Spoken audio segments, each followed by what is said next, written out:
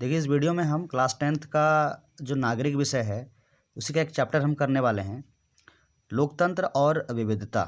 ठीक है, तो उसी चैप्टर में एक सवाल है, सवाल करते हैं। देखिए, सामाजिक विभाजन किस प्रकार राजनीति को प्रभावित करते हैं, उदाहरण भी दें। यानी कि समाज में अगर विभाजन हो जाता है तो उसका राजनीतिक पर क्या प्रभाव पड़ता है, ये हमको पूछ रहा है, साथ में उदाहरण भी। तो देखिए, लिखेंगे हम कैसे। देखिए, सामाजिक विभाजन राजनीति को निम्न प्रकार से प्रभावित करते हैं। पहला नंबर है, सामाजिक विभाजन होने से राजनीतिक दलों के बीच टकराव की स्थिति बनती है, क्योंकि प्रत्येक राजनीतिक दल का झुकाव एक विशेष सामाजिक वर्ग की तरफ होता है। यानी कि समाज में अगर विभाजन होता है तो राजनीतिक दलों में टकराव की स्थिति बनते रहेगी। क्यों? क्योंकि हर राजनीतिक दल का किसी न किसी समाज की ओर झुकाव होता है। ठीक है, नेक्स्ट हमारा देखिए, सामाजिक विभाजन समाज में भेदभाव की भावना को प्रोत्साहन देता है, जिससे राष्ट्रीय एकता एवं अखंडता को खतरा पहुंचता है। यानी कि समाज में विभाजन होगा तो स्वाभाविक है एक समाज दूसरे से भेदभाव करने लगेंगे, और इस भेदभाव की जो भावना है वो ज़्यादा बढ़ जाने पर क्या होगा, वो अलग देश की भी मांग करते हैं। तो इससे हमारी राष्ट्रीय एकता व जो अखंडता है हमारी, वो खतरे में आ जाती है। नेक्स्ट देखिए, सामाजिक विभाजन राजनीतिक अस्थिरता को बढ़ावा देता है।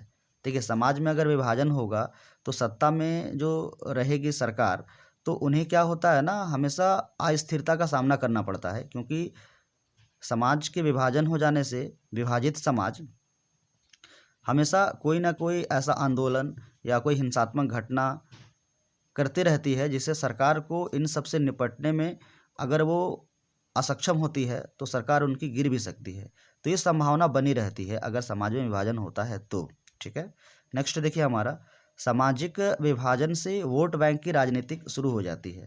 देखिए, समाज में अगर विभाजन हो जाता है ना, तो जो विभाजित समाज होती है वहाँ पर राजनीतिक दल अपना वोट बैंक की रोटी सेंकते हैं, अर्थात उनमें हमदर्दी जताकर अपना वोट बैंक सुनिश्चित करते हैं।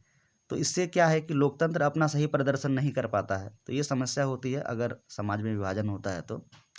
अब इसके देखिए उदाहरण है।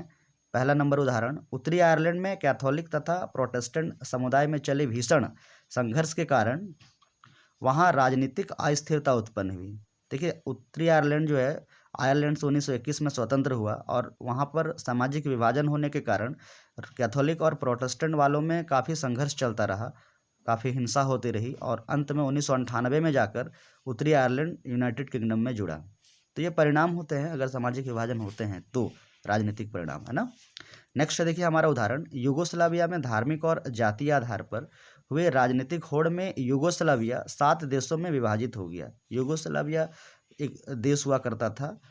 वो क्या हुआ कि वहाँ पे काफ़ी विभिन्नताएं थी जाति और धर्म के आधार पर, तो उनको संभाल नहीं पाया, उनकी विभिन्नताओं को ऐसी राजनीतिक व्यवस्था स्थापित नहीं कर पाया, तो जिस वजह से क्या हुआ कि वो 7 देशों में विभाजित हो गया। ठीक है, तो इस वीडियो में हम इतना ही करते हैं, फिर मिलते हैं अगली वीडियो में। धन्यवाद।